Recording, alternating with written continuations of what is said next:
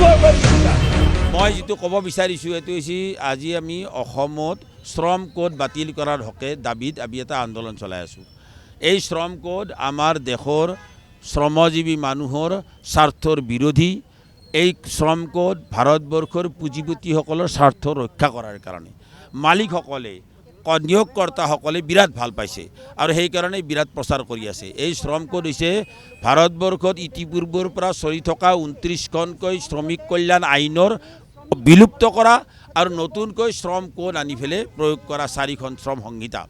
এই 4খন শ্ৰম সংহিতা হৈছে এখন হৈছে ৱেজ কোড মজুৰি সংক্ৰান্তীয় সংহিতা, এখন হৈছে শিল্প সম্পৰ্কীয় সংহিতা ইণ্ডাষ্ট্ৰিয়েল ৰিলেশ্যন কোড, এখন হৈছে সামাজিক সুৰক্ষামূলক কোড ছ'চিয়েল ছিকিউৰিটি সংহিতা আৰু আনখন হৈছে occupational safety health and condition of service rules সংহিতা।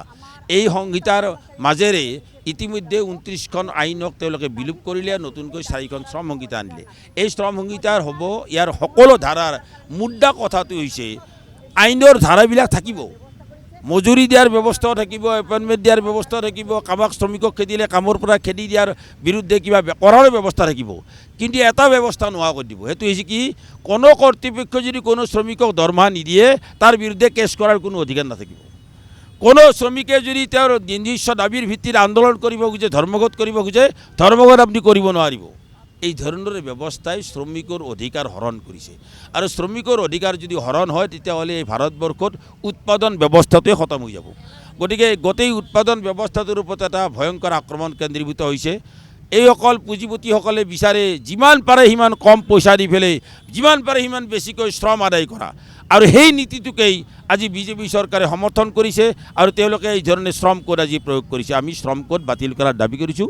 মুদ্ৰা কথা, শ্ৰম কোড কোনো অৱস্থাতেই অসমত প্ৰয়োগ হ'ব নিদিওঁ।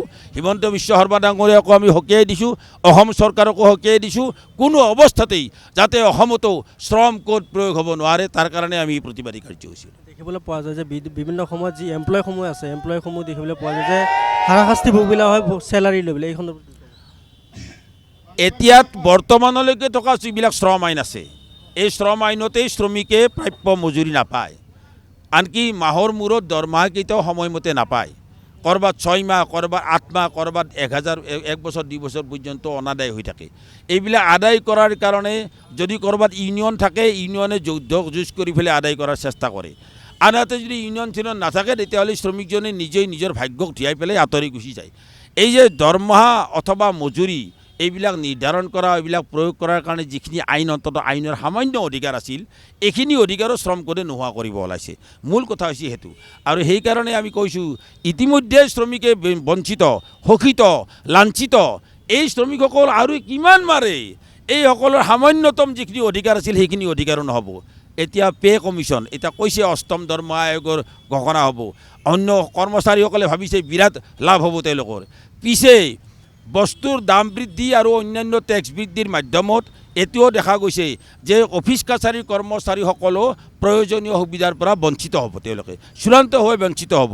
এতিয়া আনকি মই আৰক্ষী প্ৰশাসনৰ কথা কৈছোঁ, তেওঁলোকে যদি মাহৰ মূৰত দৰমহাকেইটা নাপায়, দৰমহা নিদিয়াকৈ থাকে, দৰমহা নিদিয়াৰ বিৰুদ্ধে কেছ কৰাৰ তেওঁলোকৰ অধিকাৰ নাথাকিব। আনকি এই ধৰণৰ এটা পাখি কটা পক্ষীলৈ ৰূপান্তৰ কৰিব বিচাৰিছে শ্ৰম আইনবিলাকক।